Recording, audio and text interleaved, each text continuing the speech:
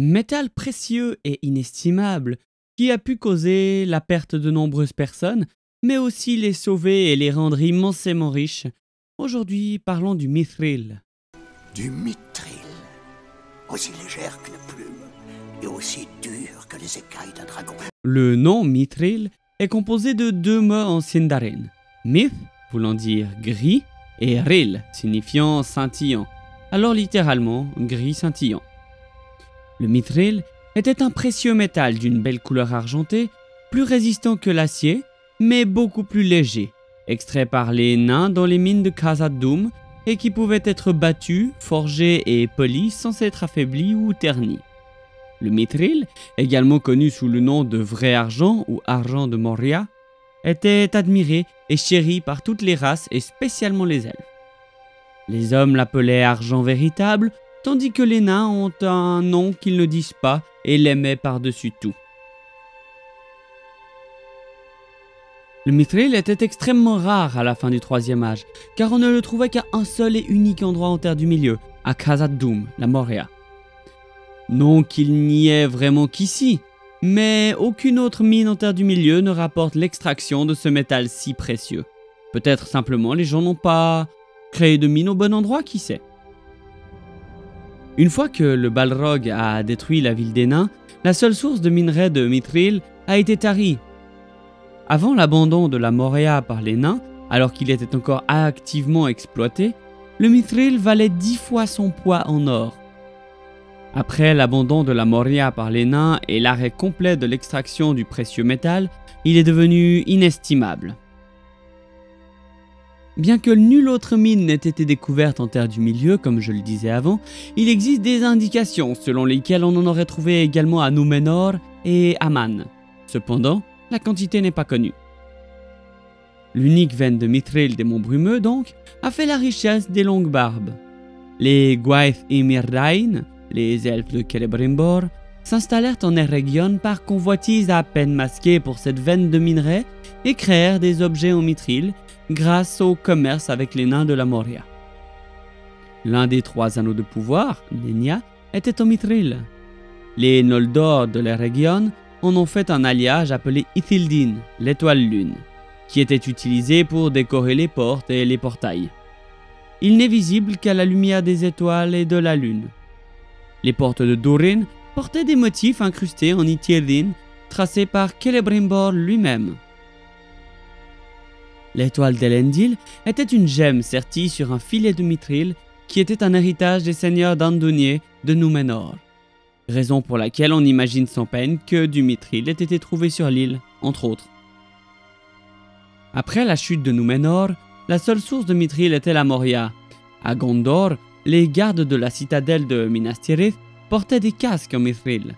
Les forgerons de Foncombe ont également créé une deuxième étoile d'Elendil en mithril, après que la première ait été perdue avec Isildur.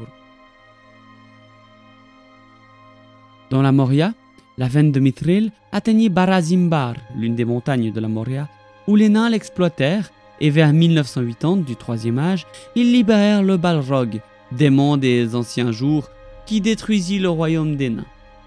La seule source de nouveaux minerais de mithril de la Terre du Milieu était alors coupée. La production de nouveaux minerais de mithril s'arrêta complètement et il devint inestimable. Les seuls objets en mithril à la fin de l'âge étaient des trésors familiaux ou des objets nouveaux forgés à partir d'objets préexistants.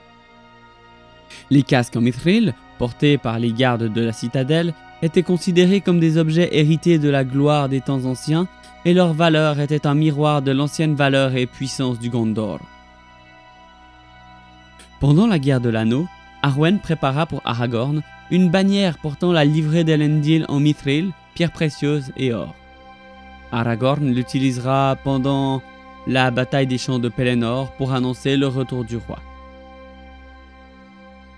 Après que Gimli soit devenu le seigneur des grottes scintillantes d'Aglarond, ou le gouffre de Helm, lui et ses nains forgèrent 2 grandes portes en mithril pour remplacer la grande porte de Minas Tirith qui fut brisée par le roi sorcier Dongmar lors de la bataille, sur ordre du seigneur Elessar. Le plus grand de tous, selon la légende, fut le navire d'Eärendil Vingilot, qu'il fit naviguer dans le ciel, rendant la lueur du mithril visible au monde comme l'étoile du soir et du matin. De la chanson d'Eärendil écrite par Bilbo et Aragorn. Un navire alors nouveau qu'ils construisirent pour lui, de mithril et de verre elfique était fait. De tous les objets fabriqués en mithril, le plus célèbre est la petite chemise de maille récupérée dans le magot du dragon Smaug et offerte à Bilbo par Thorin. Cadeau royal, la chemise en mithril valait en fait plus que la valeur totale de la comté, Bilbo le savait probablement. Bilbo l'a déposée sur un présentoir à cul-de-sac jusqu'à ce qu'il en fasse don à la maison des Mathom de Grand Cave, mais il l'a reprise avant de quitter la comté pour aller à Foncombe. Bien des années plus tard, il la donna à son neveu, Frodo, qui la porta durant la quête de la montagne du destin. Elle a sauvé la vie de Frodo à plusieurs reprises, la première fois lorsqu'il a failli être embroché par un orque dans les mines de la Moria, et la seconde lorsqu'il a été touché par une flèche sur la rivière Anduin.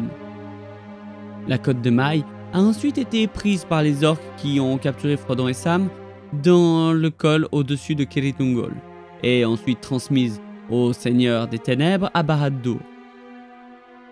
Lorsque le manteau de mithril fut exposé devant l'armée d'Aragorn aux portes du Mordor, beaucoup se désolèrent, pensant que Frodo avait été capturé ou tué et l'anneau pris. Gandalf récupéra ce manteau auprès du lieutenant de Sauron, la bouche de Sauron, et put ensuite le rendre à Frodo après la victoire des hommes de l'Ouest au champ de Cormalen. Plus tard, après la bataille de Lezo, le manteau sauva à nouveau une fois de plus la vie de Frodo après que Saruman eut tenté de l'assassiner devant cul-de-sac. Pour le lecteur à l'esprit littéral, il peut être difficile de savoir si le mithril est un métal réel ou non. Les candidats pour un équivalent possible du mithril dans le monde réel ont été divers, mais le métal qui présente de loin le plus de similitudes avec le mithril est décrit comme étant le titane. Le titane a la moitié de la densité et du poids de l'acier. Il a une couleur blanche, argentée, plus ou moins brillante. Il est l'un des métaux les plus résistants et il est chimiquement inerte, ce qui signifie qu'il ne se corrode pas avec le temps et ne peut donc pas rouiller. Comme le mithril, le titane était également exceptionnellement rare et précieux car il ne se présente généralement pas sous la forme métallique exploitable dans la nature. Le minerai est en fait extrêmement abondant, mais la technologie pratique pour extraire le titane métallique du minerai n'est largement disponible et économique que depuis le XXe siècle. Le titane a également des effets de renforcement remarquables sur d'autres métaux lorsqu'il est allié avec eux. D'autres métaux ont été proposés comme candidats pour le mithril, mais moins convaincants que le titane. Le platine, par exemple, est d'apparence blanche et argentée et extrêmement résistant à la corrosion, mais il est tout simplement beaucoup trop lourd pour être du mithril. L'aluminium et le magnésium sont des candidats pour être du mithril aux mêmes raisons que le titane, et l'aluminium est en effet l'élément métallique le plus abondant dans la croûte terrestre. Ces métaux sont également beaucoup trop réactifs chimiquement pour exister naturellement en tant que minerai exploitable, ce qui les rendait à l'origine aussi précieux et rares que le mithril. Napoléon III de France, par exemple, a acheté de la vaisselle en aluminium parce qu'à l'époque, elle était plus chère que l'or. Mais ils sont également moins brillants et moins solides que le titane, bien qu'ils soient tous deux plus légers que ce dernier. Tolkien étant très instruit, il aurait certainement eu connaissance de ces métaux et de la difficulté de les préparer et de les utiliser. Dans l'univers de Tolkien donc, le mithril n'existe généralement pas non plus, sauf dans des gisements localisés spécifiques. Les seuls gisements connus en Terre du Milieu se trouvaient dans les mines de Khazad-dûm, comme on l'a déjà dit à de multiples reprises. Si le mithril était effectivement du titane et que le titane n'a pas tendance à apparaître naturellement en tant que métal, alors les dépôts de mithril pourraient avoir été le résultat de la formation originale des monts brumeux par Morgoth. Le mithril étant soit intentionnellement raffiné sous une forme métallique exploitable lorsque les montagnes sont élevées, soit formé par coïncidence comme un sous-produit chimique lorsque Melkor a si rapidement formé la chaîne de montagnes pour repousser les Valar. Cependant, probablement parce que personne n'est connu pour avoir interrogé Tolkien sur le mithril, on ne saura jamais avec une certitude absolue si le mithril est basé ou non sur un métal réel. En attendant, je vous remercie d'avoir regardé cet épisode. Abonnez-vous si ce n'est pas encore fait. Nous ne sommes pas loin de 10 000 sur la chaîne, c'est immense. Mais que devrais-je faire pour les 10 000 abonnés selon vous si nous les atteignons un jour? Laissez-moi vos idées en commentaire. J'essaierai de voir ce qui est valide. Et si vous voulez me soutenir, c'est sur Tipeee que ça se passe. Tout est en description. Alors, merci encore d'être venu me regarder. Et à très bientôt en Terre du Milieu. Ciao!